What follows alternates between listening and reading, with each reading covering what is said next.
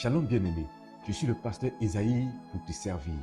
Et ce matin, nous parlons de l'huile d'onction. Et il y a huile d'onction et puis il y a huile d'onction. Il y a puissance et puis il y a puissance. Il y a puissance dans l'huile d'onction et puis il y a puissance dans l'huile d'onction. Nous allons lire un passage dans le livre de Luc 4, le verset 1. Il est écrit: Jésus, rempli du Saint-Esprit, revint du Jourdain et il fut conduit par l'Esprit dans le désert. Jésus rempli du Saint-Esprit. Jésus-Christ était rempli du Saint-Esprit. Donc, pour qu'une huile d'onction soit efficace, il faudrait que la personne qui prie sur cette huile-là soit remplie du Saint-Esprit, soit remplie de l'onction de Dieu, soit remplie de la puissance de Dieu. C'est en ce moment que cette huile, quand vous allez l'utiliser, elle va pouvoir avoir un effet rapide et efficace. Elle va pouvoir faire des miracles. Elle va pouvoir guérir des malades. Elle va pouvoir débloquer des situations difficiles, des situations compliquées. Alors, nous allons faire une petite démonstration. Voyez-vous, j'ai ici 3 verres.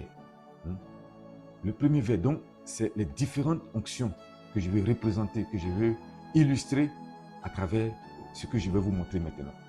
Voilà. Ici, la Bible déclare qu'à tous ceux qui l'ont reçu, à ceux qui croient en son nom, elle a donné le pouvoir de devenir enfant de Dieu. Donc quand tu nais de nouveau chrétien, tu as une certaine onction, une certaine puissance. Voilà, donc voici ça. Et donc, tu es né de nouveau, mais tu ne pries pas. Tu n'es qu'un chrétien de dimanche. Voilà, donc tu as juste une petite onction. À part ça, c'est fini. Les soirs, tu regardes tous les films qui passent et tu dors. Quand tu pries, c'est 2, 3, 4. Si tu as trop prié, 5 minutes. Voici ce que tu représentes en termes de puissance, d'onction.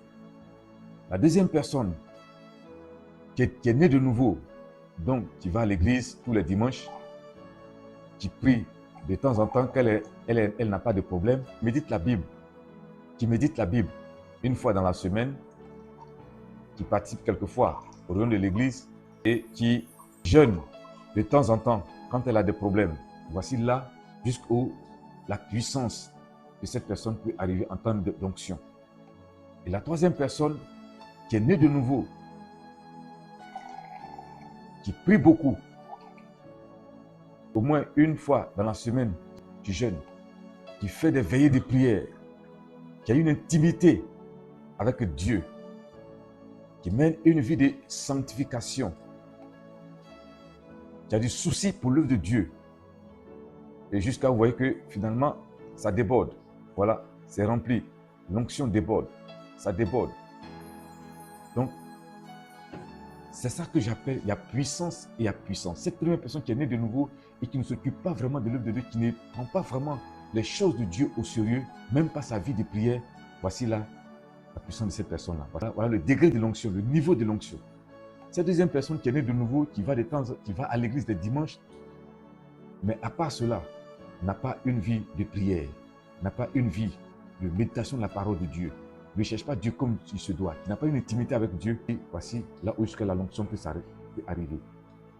La troisième personne qui se consacre, qui prend du temps dans le jeûne, dans la prière, et qui met une vie de sanctification sans laquelle nul ne verra le Seigneur. Vous voyez que l'onction déborde.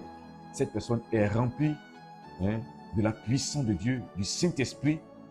Donc, quand cette personne-là prie sur de l'huile pour devenir une huile d'onction, il faut dire que l'huile d'onction va difficilement agir parce qu'il n'y a pas assez de puissance. La deuxième personne, quand elle va prier sur une huile d'onction, de temps en temps, des miracles peuvent se produire, des guérisons peuvent se produire.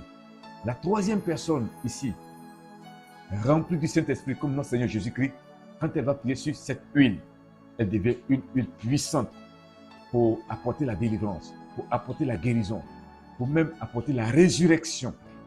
Oui, la résurrection. Cette huile, elle est une huile dangereuse dans le camp de l'ennemi parce qu'elle est puissante, elle est comme un feu dévorant. Elle est comme un sang de Jésus. Elle a une puissance. Et donc, c'est ça la différence. Alors, qui prie sur ton huile? Qui a prié sur ton huile?